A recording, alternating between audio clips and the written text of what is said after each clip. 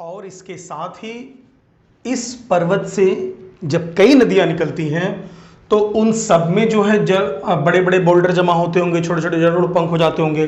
तो इन सभी नदियों के जलोढ़ पंख को मिलाने से जो एक विशाल पर्वतों के पदों पे विस्तृत मैदान का निर्माण होगा उसे बोलते हैं गिरिपदीय जलोढ़ मैदान।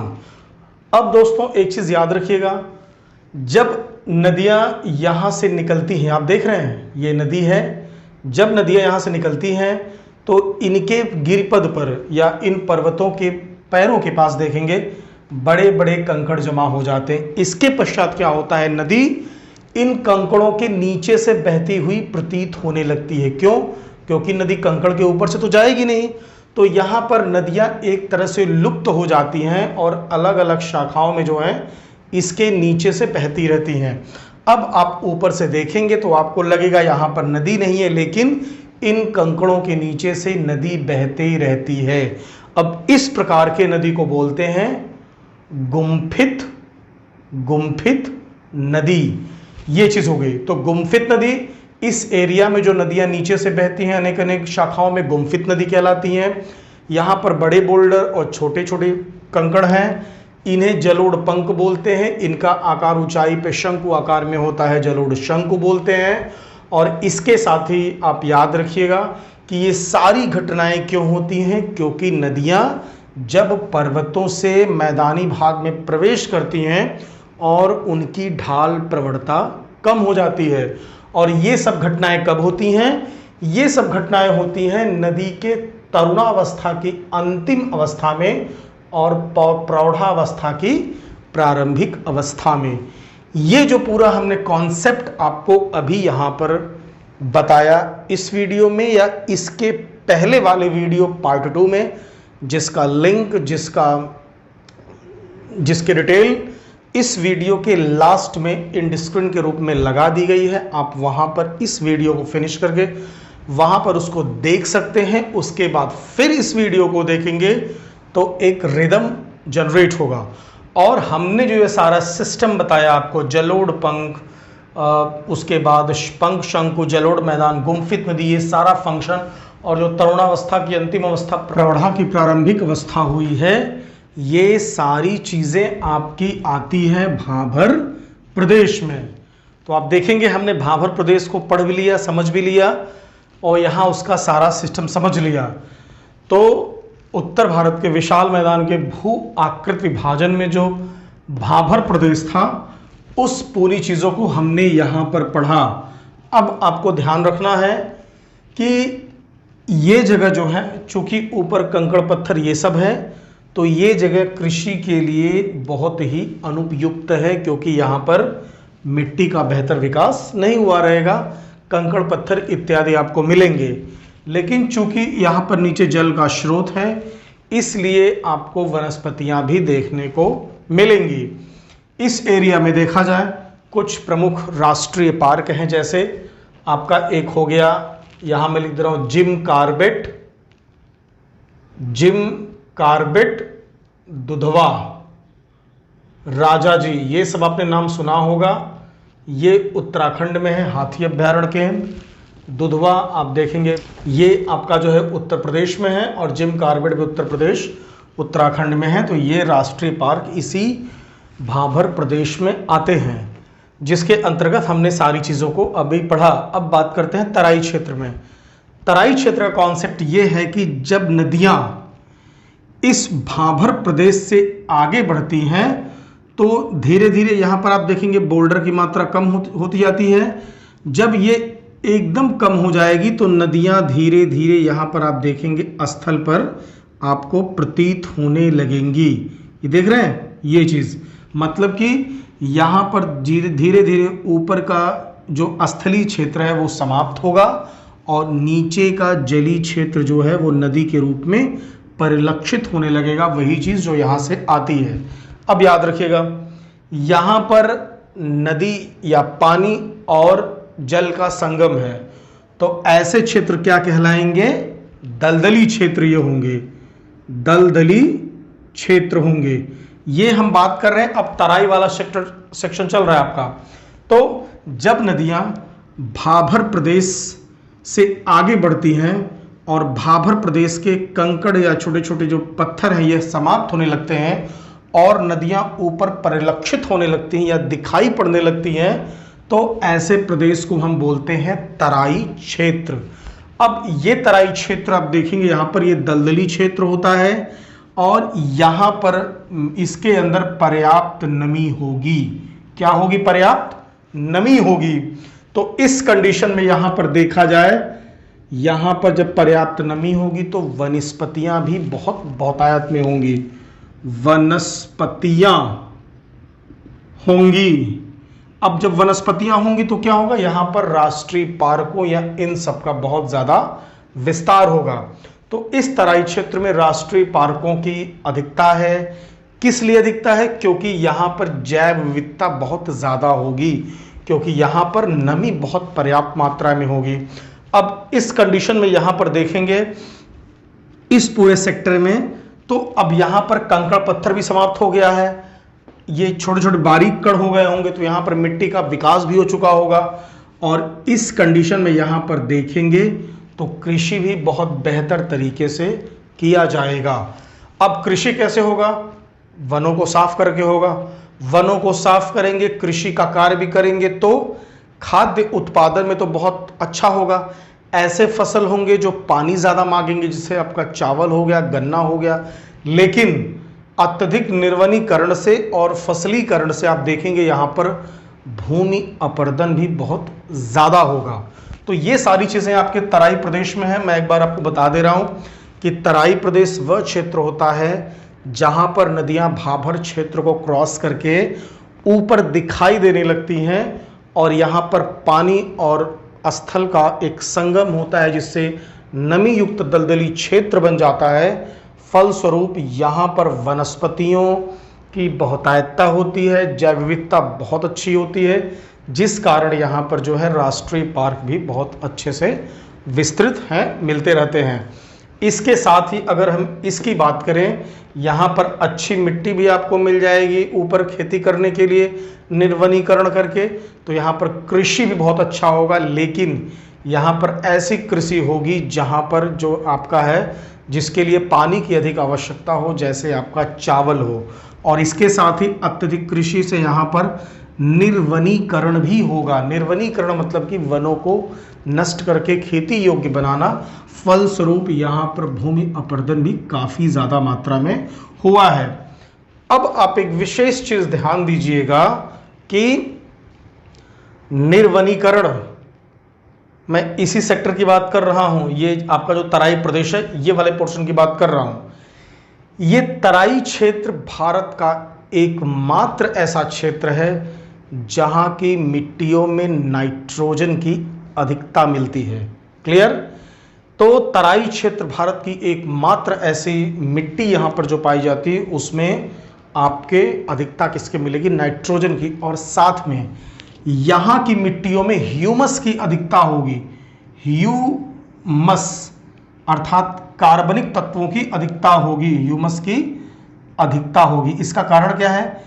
इसका कारण क्या है कि यहाँ पर वनस्पतियों की बहुतायतता होगी, जैव विविधता भरपूर है, तो वनस्पतियों की जो पत्तियां हैं वो गिर के इसकी मिट्टी में सड़े गलेंगी। यहाँ पर जैव विविधता भरपूर है, यहाँ के जीव जंतु भी जो है वो मरकर इसी मिट्टी में ही सड़े गलेंगे।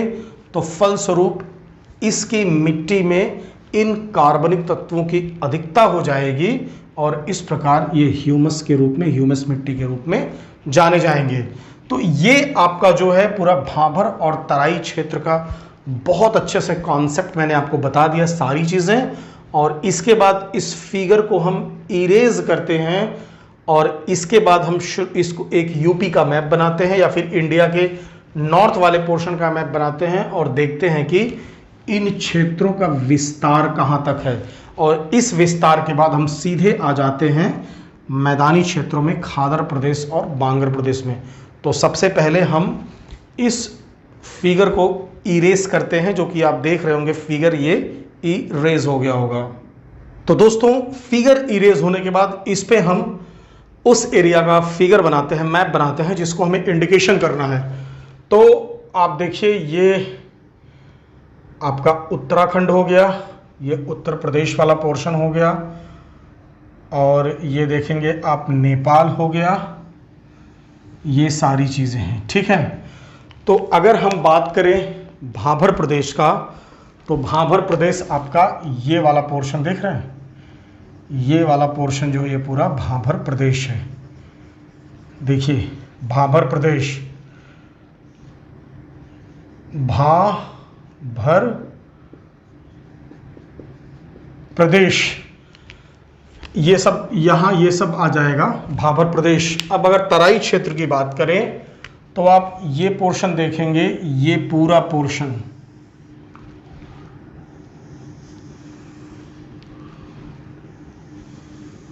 ये पूरा पोर्शन आपका कहलाएगा तराई प्रदेश। ये चीज़ है, ये आपका ध्यान रखिएगा। ये आपका उत्तराखंड है, ये आपका उत्तर प्रदेश है, ये आपका हिमालय पर्वत है। हिमालय पर्वत के गिरिपदी क्षेत्र में छोटे छोटे कंकर बोल्डर आपके भाबर प्रदेश हैं, और ये पूरा आपका तराई प्रदेश है, जिसके विषय में हम लोगों ने चर्चा यहाँ पर कर ली। अब खादर प्रदेश की बात करते हैं। जब नदियाँ इन क्षेत्रों को छोड़कर मैदानी भागों में प्रवेश करती हैं, जब इन क्षेत्रों को छोड़कर मैदानी भाग में प्रवेश करती हैं, तो जाहिर बात है उनका मार्ग क्या होगा, उनकी गति कम हो जाएगी। क्योंकि जब ये आप ये बोर्ड देख रहे हैं, यहाँ पर कुछ रखेंगे बहुत तेज से गिरेगा, लेकिन अगर ज़मीन पर रख देंगे तो कैसे जाएगा, वो लुढ़कते लुढ़कते ऐसे जाएगा। तो नदियाँ भी जैसे मैदानी भाग में प्रवेश करती हैं, तो वो कहीं ना कहीं इस प्रकार लुढ़कते लुढ़कते ऐसे आगे बढ़ती हैं। देख रहे हैं, मैं कुछ नदियाँ आपको बना दे रहा हूँ, और हमारा उद्देश्य इन नदियों को पढ़ना नहीं है, लेकिन फिर भी गंगा नदी, रामगंगा नदी, यहाँ पर आप देखेंगे यमुना नदी ये है, और ये आपका हो गया एक गोमती, घाघरा जो भी कह लीजिए, गंडक जो भी कह लीजिए, ये सारी आपकी नदियाँ हैं। तो जब भी ये इसमें बहती हैं, पहाड़ से उतरेंगी तो सीधे धार के रूप में गिरेंगी, क्योंकि ढलान रहता है, स्पीड रहता है। लेकिन जैसे वो आएंगी समतल पे, यहाँ पानी गिरा दीजिए तो पानी क्या सीधे जाएगा, पानी हमेशा ऐसे ऐसे लड़कते हुए जाएगा। तो इसी की गति को बोलते हैं मियांडर बनाते हुए चलती है, मतलब कि वो बल खाते हुए चलती हैं। तो हम इसी सब सेक्टर में बात करेंगे आपके खादर और बांगर प्रदेश के। ये खादर और बांगर प्रदेश, ये वास्तव में पहले तो इसके पहले हम जान लेते हैं दोआब, ये दोआब जान लेते हैं। दोआब का मतलब होता है दो नदियों के बीच का क्षेत्र। जैसे ये एक नदी है, ये एक नदी है, इस नदी के बीच के क्षेत्र को दोआब बोलते हैं। अब देखिए, इस नदी में जो पानी बहेगा तो सीजन के अनुसार पानी कम ज़्यादा होगा, तो जब पानी में अधिक मात्रा हो जाएगी तो वो अपने आसपास के एरिया में जो है बाढ़ ला देगा। आप देख रहे हैं, ये आसपास के एरिया में इस नदी ने अपना क्या किया, बाढ़ ला दिया। ये देखिए ये चीज़। तो यहाँ कहने का मतलब है कि नदियों के मैदानी भागों में, नदियों के आसपास का ऐसा क्षेत्र जहाँ पर प्रतिवर्ष नदियों के बाढ़ का पानी पहुँचता है और वो उपजाऊ मिट्टी का निर्माण करते हैं, जो कि नवीन उपजाऊ मिट्टी कहलाती हैं, ऐसे क्षेत्रों को बोलते हैं खादर प्रदेश। तो ये क्या हो गया आपका खादर प्रदेश, ये पूरा हो गया, ये यहाँ से ये पूरा एरिया खादर प्रदेश हो गया। इसी तरह ये पूरा क्या हो गया, खादर प्रदेश। खादर प्रदेश याद रखिएगा, ये जो मेन शाखा है ये नदी की शाखा है, और जो डॉटेड लाइन है वो बाढ़ का पानी है, जो कि नदी में बाढ़ आएगी तो पानी वहाँ तक पहुँच जाएगा या उसके प्रभाव में रहेगा, और चला जाएगा तो ये वापस चला जाएगा। यहाँ की मिट्टी देखेंगे अपेक्षाकृत बहुत ही उपजाऊ होगी, और ऐसे क्षेत्रों को बोलते हैं खादर प्रदेश। ये मिट्टी कैसी होगी, ये मिट्टी होगी आपकी नवीन मिट्टी। नवीन मिट्टी क्यों, क्योंकि प्रतिवर्ष नदियाँ यहाँ पर जो है नए मिट्टी का बिछाव कर रही हैं। अब इनके बीच वाला प्रदेश देखिए, जो कि थोड़ा अपेक्षाकृत ऊंचा हो गया होगा।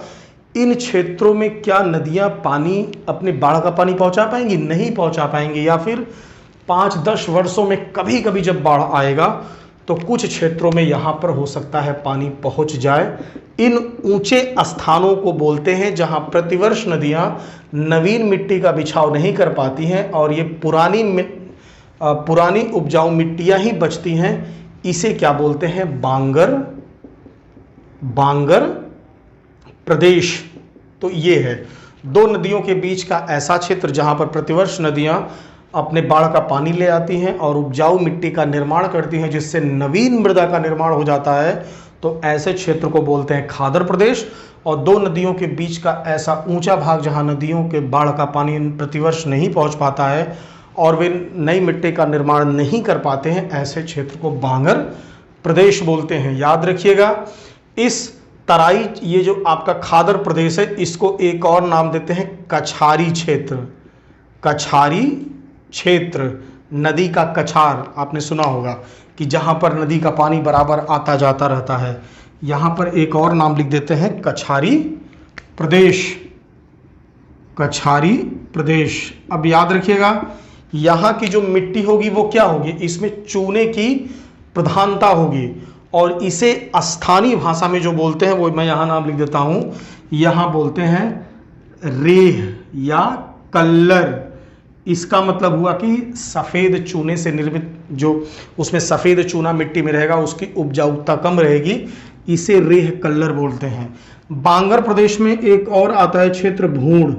भूड़ का मतलब हुआ कि बांगर प्रदेश का ऐसा क्षेत्र जहां की मिट्टियां मुलायम ऊपरी बह गई हैं और नीचे कठोर बसेरिया बचा है, ऐसे प्रदेश को स्थानीय भाषा में भूड़ बोलते हैं। ये मुलायम मिट्टी का अपर्दन। मैं यहाँ सब कुछ आपको बता दे रहा हूँ, कारण ये कि आप लिखा तो हर जगह मिलेगा, यूट्यूब के अन्य चैनल पे मिलेगा और इसके साथ बुक्स में मिलेगा, लेकिन मैं यहाँ आपको एज अ फिगर ड्रॉ करके बता रहा हूँ, जिससे आपका टोटल कॉन्सेप्ट, जहाँ आप कंफ्यूज होते हैं एक आईने के सामने खड़े होने पर, जब आपको ये पता चलता है कि मैं यहाँ वास्तव में कंफ्यूज हूँ, तो मैं उस सेक्शन में, आपके उस माइंड जोन में जाकर इन चीज़ों को और भी क्लियर करने का प्रयास कर रहा हूँ। अब याद रखिएगा, ये बांगर प्रदेश जो है ये कृषि के लिए बहुत ही अनुपयुक्त होगा। यहाँ सिंचाई करके आप जो है कुछ मात्रा में मोटे अनाज पैदा कर सकते हैं। अब सिंचाई करेंगे तो पानी के जो लवण होंगे नहर के, वो सब भी इस क्षेत्र में जाएंगे। तो यहाँ की मिट्टी कैसी होगी? लवणीय मिट्टी होगी, अर्थात मिट्टी में लवण या फिर नमक की मात्रा अधिकतर होगी। तो ये आपके खादर और बांगर का कॉन्सेप्ट हो गया कि खादर का कॉन्सेप्ट ये नवीन मिट्टी। अब याद रखिएगा, ये जो उत्तर भारत की मिट्टियां हैं इन्हें बोलते हैं जलोढ़ मिट्टी या काप मिट्टी। जलोढ़ क्यों बोलते हैं? जल से उड़ाया गया, क्योंकि ये नदियों के विस्तार से हुआ है। जब हिमालय से नदियां निकली और यहाँ पर एक गर्त था, उसमें मिट्टी का बिछाव करने लगी, हजारों लाखों वर्षों में यहाँ पर नवीन एक मिट्टी का निर्माण कर दिया, उपजाऊ, और इसीलिए इसे उड़ाव कहा, जलोढ़ कहा गया। जल द्वारा उड़ाने के कारण इसका एक और नाम काप है। अब देखेंगे जो बांगर प्रदेश है ये पुरानी जलोढ़ होगी या पुरानी काप मिट्टी होगी, जो कि कम उपजाऊ होगी। सिंचाई करने पर इस पर कुछ मोटे अनाज हो सकते हैं, इसीलिए इस मिट्टी में लवण की मात्रा ज़्यादा होगी, इसमें चूने की प्रधानता होगी, इसे रेह कल्लर भी कहते हैं। और कहीं कहीं पर इस मिट्टी के ऊपर की मुलायम परत जब बह जाती है पर्दन होके और कठोर चीज़ें नीचे बसती हैं, तो उसे भूड़ बोलते हैं। और नदियों के आसपास के क्षेत्र को खादर प्रदेश बोलेंगे। ये नवीन जलोढ़ होगी जिसमें अच्छी खेती की जा सकती है, चाहे वो चावल की हो चाहे गन्ने की हो, ये सब खेती की जा सकती है।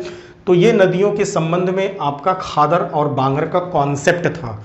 नदियां पहाड़ से उतर रही हैं, नदी के अंतिम तरुणा अवस्था और प्रौढ़ावस्था जो है उसके प्रारंभिक अवस्था में आप देखेंगे खादर और तराई का कॉन्सेप्ट मिला। नदी जैसे ही अपने प्रौढ़ावस्था के मध्यवर्ती भाग में पहुंचती है तो वो इस एरिया में पहुंचती है और खादर बांगर प्रदेश का निर्माण होता है। और नदी पहाड़ से निकल के मैदानी भाग में प्रवेश करते करते आप देखेंगे धीरे धीरे जाके जो है विशाल सागर में गिर जाएगी। तो सागर में गिरते समय ये अपने मुहाने पर जिस आकार का निर्माण करती है उसे बोलते हैं डेल्टा। तो ये आपका पूरा जो है मैदान का विभाजन है। तो आप याद रखिएगा, ये पर्वतीय क्षेत्र है, ये सागरी क्षेत्र है, और पर्वत की शुरुआत, मैदान शुरू हो गया है, पर्वत के अंत में जो मैदान की शुरुआत होती है वो भाबर प्रदेश, तराई प्रदेश, प्योर मैदान के बीच में खादर और बांगर प्रदेश, खादर को आप कछारी प्रदेश भी कह सकते हैं, और जहां पर ये सागर में मिलती है उसे क्या बोलते हैं, डेल्टाई क्षेत्र बोलते हैं। अब डेल्टाई क्षेत्र का हल्का फुल्का बात कर लेते हैं। ये आप मान लीजिए कि ये आपका सागर है, ठीक है, और इस सागर में इस प्रकार ये जल है। ये अब इस सागर में लहरें भी आती, जब लहरें आएंगी तो अपने साथ यहाँ पर अवसादों का जमाव करेंगी। इसके साथ ही जब यहाँ पर कोई नदी इस प्रकार आ रही है और नदी आने पर जब यहाँ पर अवसादों की अधिकता हो जाती है तो नदी क्या करेगी, इस अवसाद को छेदेगी तो है नहीं, वो क्या करेगी, अनेक वितरिकाओं में बढ़ जाएगी। जैसे एग्जाम्पल के तौर पे समझने की कोशिश करिए, जैसे ये आप मेरा हाथ देखिए, ये कुछ उंगलियां निकली हुई हैं, देख रहे हैं, ये कुछ उंगलियां निकली हुई हैं। जब यहाँ पानी, नदी का पानी आ रहा है, हर जगह ऊंचा ऊंचा भाग मिलेगा तो पानी क्या होगा, पानी विभिन्न, ये आप इसको गड्ढा मानिए, पानी विभिन्न वितरिकाओं में बंटकर आगे बढ़ेगी, क्योंकि ये बीच में अवरोध पानी को एक धार के रूप में नहीं जाने देंगे। आज आप एक काम करिएगा, आप फर्श पे ऐसा अपना हाथ रखिएगा और यहाँ पर एक गिलास पानी गिराइएगा। आप देखिएगा कि पानी जो है वो इन उंगलियों में से जाएगा, यहीं, ये आपकी उंगली को उठा नहीं देगा, वो यहाँ से बट जाएगा।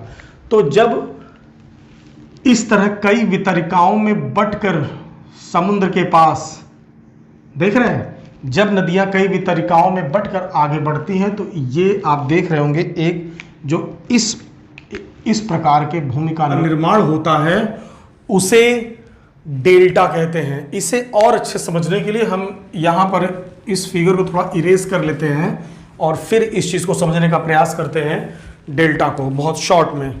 जैसे देखिए, ये आपका सागर है, ठीक है, यहां पर नदी आपकी आ रही है, यहां पर थोड़ा ऊंचा भाग मिला तो नदी अनेक अनेक शाखाओं में बट जाएगी, अनेक शाखाओं में बट जाएगी और दूर तक सागर में जा सकती है।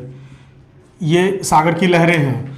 तो इस बीच में जो एरिया आप देख रहे हैं, ये आकार देख रहे हैं, ये डेल्टा, मैथ में एक डेल्टा होता है, तो ये डेल्टा के आकार का भाग जो है ये डेल्टा कहलाता है। तो नदी जब इस प्रकार मिलती है सागरों में तो इसे डेल्टा कहते हैं। यहां याद रखिएगा, नदी और सागर के बीच में थोड़ा सा यहां पर उथला हुआ आपका बालू या मिट्टी रहेगा, जिससे नदी सीधे इसमें नहीं मिल पाएगी और अनेक वितरिकाओं में ऐसे ऐसे बहेगी।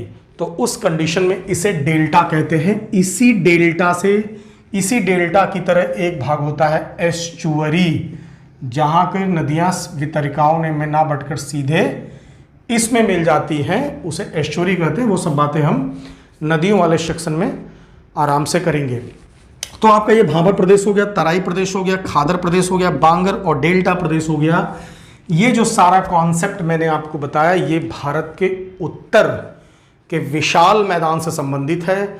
हमने पहले पर्वतों के विषय में एक प्राकृतिक प्रदेश को पढ़ा, इसके बाद आपके उत्तर के विशाल मैदान के विषय में सब कुछ हमने पढ़ा। यहाँ पर फिगर ड्रॉ किया और आपको मैंने लगभग भाबर, तराई, खादर, बांगर, डेल्टा इन सब के विषय में बताया। तो आप इस वीडियो को, इसके पहले वाले वीडियो को, दोनों को एक साथ मिला के देखेंगे तो आपका कॉन्सेप्ट मैदान के क्षेत्र में पूरा विस्तृत हो जाएगा। यहाँ पर इस तरह से बताने का सिर्फ एक कारण था कि जब मैं आपको ये मैटर बनाने की सोचा तो मैंने कई यूट्यूब चैनल का अध्ययन किया।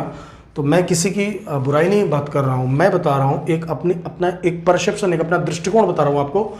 तो काफ़ी कुछ स्क्रीन पे लिखा आ गया और वहाँ पर सब कुछ अच्छे से बताया लोगों ने, लेकिन कहीं न कहीं कुछ मुझे लगा कि अगर इसे इस तरह तोड़ के बताएं तो कहीं न कहीं इससे आपको और बेहतर जानने को मिलेगा। साथ में उन सब का बिल्कुल संरक्षण है, उन सब का भी सम्मान है, और इस प्रकार आप अगर इस तरह स्टडी करेंगे तो निश्चित रूप के आपकी सफलता एकदम स्ट्रांग होगी।